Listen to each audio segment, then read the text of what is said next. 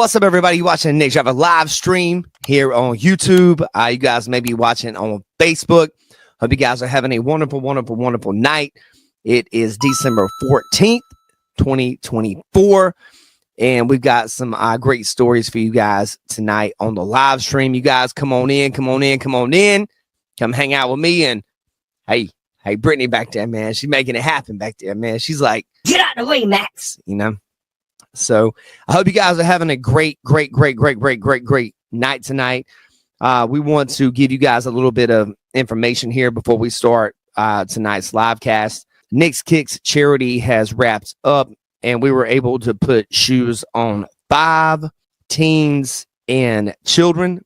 And you know what? That's amazing. You know, we're small, but we're a mighty little charity, you know, and I want to thank Brittany, and I want to thank my mom, Sheila Driver, and also Heather Ray. Without them, you know, we couldn't really make it happen. So we were able to put some shoes on some people in need. And thanks to everybody who gave to that cause.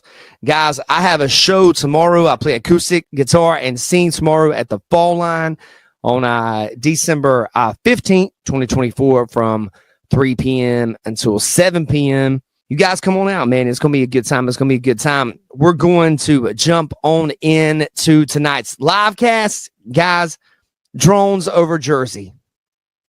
It's insane at this point, man. It's insane. We are going to jump into it. You guys let me know in the comments. Let us know what you guys are thinking. Let's go ahead and jump into it. Also, federal security officials say aircraft that is stoking fear in New Jersey might not be drones after all. Now, they say they can't corroborate reported sightings despite numerous reports and videos. Amy Kiley reports other officials say those answers aren't good enough.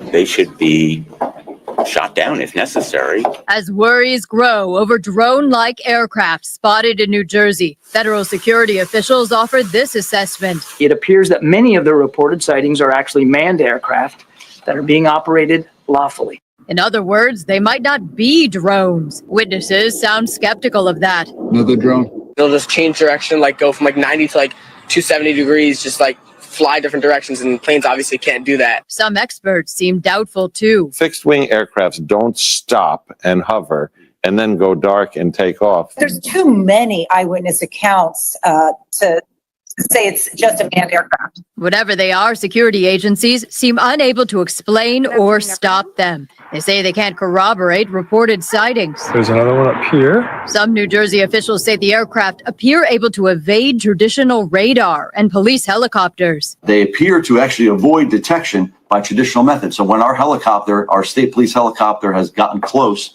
lights go off and they go away. The mystery has many demanding answers. But how do you know there's no threat if you don't know much about it? What are these drones doing in New Jersey? I can tell you what they're not doing. If they're Martians, I guarantee they're not staying because the taxes are way too high. I'm Amy Kiley reporting. Intelligence analyst John Miller says the military can shoot down a drone, but it could be dangerous in a populated area. He says it could land somewhere and cause damage. Yeah, no crap. What do you think is behind the mysterious objects flying over the Northeast? UFO, maybe, foreign advisories, U.S. military, or private citizens. So we want you to share your voice right now. If we can pop up that QR code on your screen, there you go, or head to WRAL.com/your voice. So pick one of these. What do you think it is? We will share the results before the end of this newscast. All right, guys. So we are dealing with this drone situation in New Jersey. We have covered it a lot here on the Nick Driver podcast. You guys can go to the Nick Driver podcast playlist and look at the coverage we've done over the last month. Yeah, man, it's pretty crazy to think that these guys are still out there, up there, floating around, having a great time, like, you know what I'm saying? And then, you know what? It's like, yo, what is that up there? And the federal government under Joe Biden is like this. Yo, man, it's not a national threat, bro. It's not a national threat. What is it? Well, we're not sure.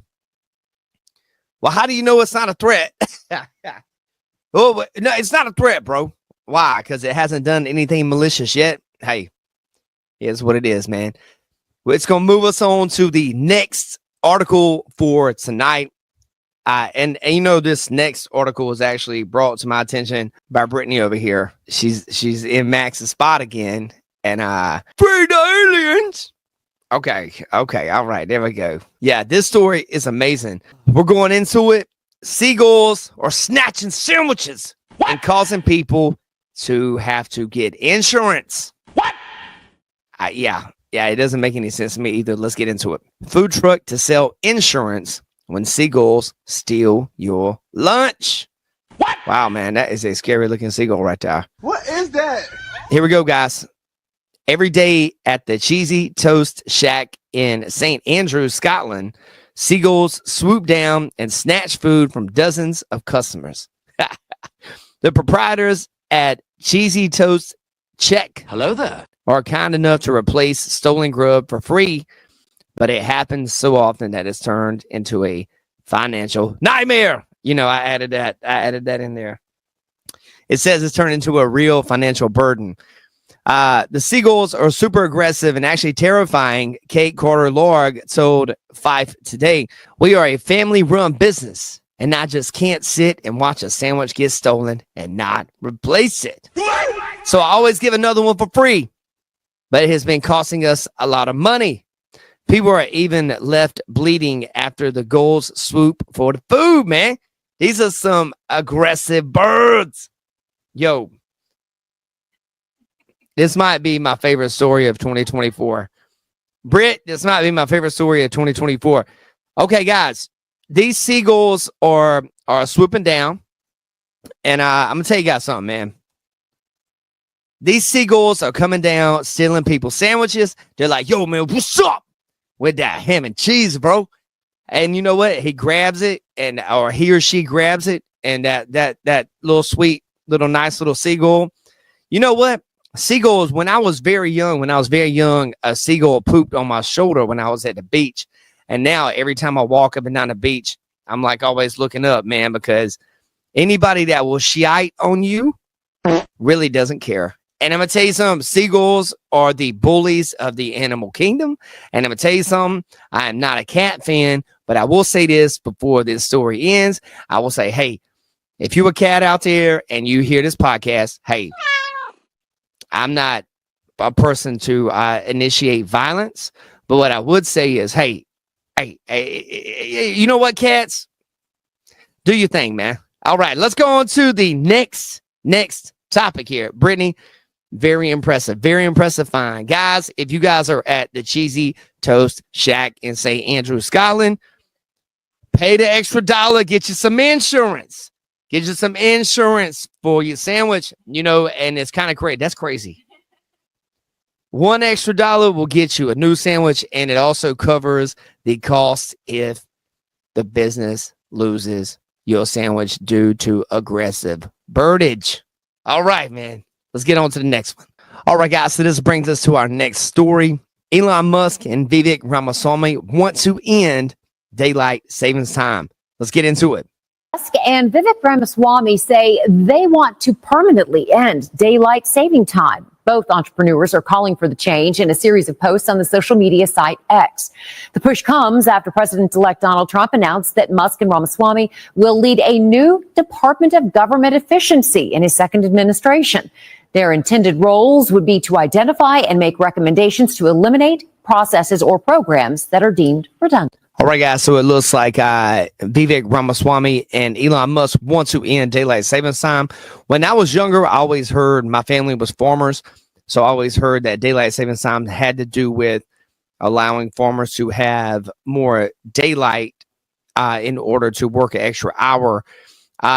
You know, I don't know. You know, as I get older, I'm on a search for what's happening. So we're actually going to pull this up from CBS Boston. Do you know the true origin of daylight savings time? Let's get into it. In just a few weeks, we will fall back, meaning it's going to get a lot darker, a lot earlier. Yes, in tonight's Question Everything, WBZ's Mike Sullivan does some myth busting, asking, why did we create daylight saving time in the first place?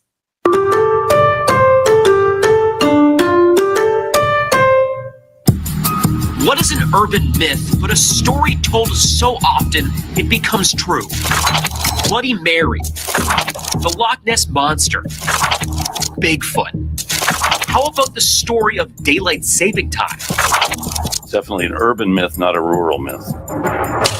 Its origin story is vaguely known, often mistold. I think it had to do with farmers, right? The farmers needed the extra daylight. What the farmers want, that's what I support. What if I told you farmers didn't support it in 1918 when the U.S. adopted daylight saving, and today they still don't need it? It really is all about when it's sunlight. It's time to punch the clock when the sun rises. Time to punch out at Belkin Lookout Farm when it sets. There is no saving daylight. We may pick up some additional light in the afternoon, but at that point, a lot of times it's really hot. If it's not for farmers, then who? Have you heard it was authored by Ben Franklin? He suggests that Parisians could actually save a lot of money on candles if they got up earlier in the morning rather than sleeping until noon. Energy efficiency. Now we are piecing together history. It is really an idea adopted during the First World War to save energy for the war effort. An extra hour outside means less time inside with the lights on. And that's why it's daylight saving or saving. It's about spending less Benjamins on fuel or electricity. Suffolk University history professor Robert Allison says Germany started the frugal following. Of course, here in the United States, you're not going to say, here's a great idea the Germans had, let's adopt it. In 1918, it's easier to spread your own stories. Let the narrative get lost in time. Now it's just, you make it an extra hour golfing. Turning back clocks may be the bane of Robert Bain's existence. Every year. Every time change. Bay State Clock has to show people how to do it. Most of the antique ones you can't turn back. They just really haven't thought about it. Instead, you have to push them forward, hour by hour. It is what it is. It's a real pain in the neck, but it's what you got to do. In his mind, he believes the need for changing the clocks may go extinct. It's not really what it's for anymore. With cell phones, computers, video games, what energy are we saving? We don't. Nothing really. I feel like it's a fake hour. I'm a DJ, so it's an extra hour in the club. Daylight savings time? Daylight. All across the country. Here comes the legislative remix. So far, 2 states have abolished daylight saving time. That's Arizona and Hawaii. Creates confusion when you have some people doing one way and some doing another. Enter the Sunlight Protection Act, co-sponsored by Senator Ed Markey. The bill will end standard time, making daylight saving the permanent time nationwide. It unanimously passed the U.S. Senate, but has yet to get through the House. I guess you could say it's just a matter of time. In Boston, I'm Mike Sullivan, WBZ News. It does feel that way. It feels like, we're in the waning days of this. All right, guys. So I definitely learned something on this live cast. I had always been taught that daylight savings time had to do with farmers. I had no idea about this back like history. Did you? It's very interesting though. It's very interesting. And I don't know, man. It's just it makes a lot of sense. Hey, let's go ahead and abolish it. And hey, we're out of World War I. We've been out of there for a while. So that we can enjoy a little sunlight a little longer. So, all right, guys. So we got one more topic of discussion tonight. We were actually doing a little research here, and we were looking at presidential pardons. So we are actually going to start into the next segment: presidential pardons. Who's pardoning who? Let's get into it. All right, guys. So our last segment for tonight's live cast, we are looking at presidential pardons and the number of people each president has pardoned. And guys, we're gonna go through this. All right, guys. So Richard Nixon comes in at 926 pardons. Hey, Gerald Ford actually pardoned 409, and he actually pardoned the president before him, which was Nixon and Ford. Were they different parties? We'll have to look into that. He actually pardoned the president before him. Jimmy Carter, oh man, one of the nicest human beings on planet Earth, but one of the worst presidents ever. Pardoned 566 people. Excludes 200 200,000 pardoned for Vietnam draft evasion. So he actually pardoned 200,566 people. That's impressive. Ronald Reagan come in with a solid 406, man. George H.W. Bush, this guy was in charge of the FBI at one point, right? Yeah, he was up there. He said, nah, F that. 77. 77. That seems like a really low number. He's about it, you know. Bill Clinton, 459. George W. Bush, 200. Barack Obama, bro, 1,927 people. Damn! Almost 2,000 people Barack Obama pardoned. Now, that's crazy. Donald Trump, oh, look, that's pretty low number right there. 237 pardons. Joe Biden, 8,027 people, man. It says he pardoned 6,500 for simple possession of marijuana.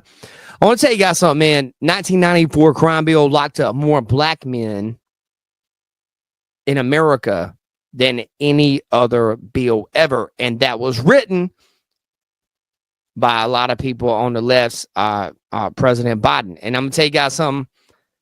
President Biden, I hope he has a safe journey back to Delaware. I want you guys to know something, man. You watching the Nick Driver live stream. We're having a great time tonight. You know, Brittany's over here with me. She helped me do a lot of research on a lot of these things. Guys, you guys have a blessed night. Take care. And come on out tomorrow to the Fall Line from 3 until 7 p.m. I'm going to be playing acoustic guitar. Thank you to everybody who contributed to Nick's Kicks. You guys have a blessed night. Take care.